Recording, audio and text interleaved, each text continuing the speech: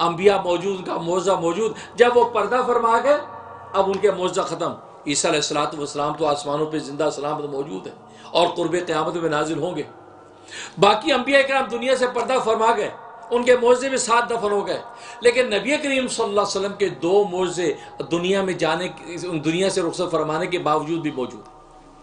ایک آپ کے کلام کا معجزہ یعنی قرآن کریم، قرآن کریم کا معجزہ، آپ دنیا سے پردہ فرما گئے ہیں، اس کے باوجود بھی قرآن کریم کا آج معجزہ موجود ہے۔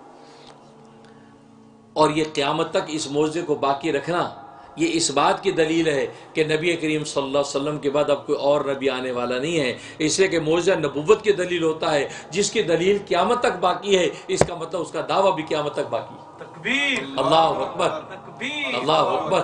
اب آپ کے بعد کسی قسم کا کسی مفہوم میں کوئی نبی نہیں آ سکتا، نہ ذلی نہ بروزی، کسی قسم کی نبوت کی کوئی گنجائش نہیں ہے۔ اسی لیے تو فرمایا کہ میں قصر نبوت کی آخری اینٹ ہوں، آخری اینٹ ہوں۔ جب وہ اینٹ لگا دی گئی تو تکمیل نبوت ہوگی، نبوت اپنے سارے کمالات کی انتہا کو پہنچ گئی ہے، گویا کہ نبوت کے جتنے کمالات تھے میری ذات پر ختم کر دیے گئے ہیں، اب ادنا سے بھی کوئی کمال باقی نہیں ہے کہ جس کمال کو ظاہر کرنے کے لیے کوئی نیا نبی لانا پڑے، اب کوئی نبی نہیں ہے۔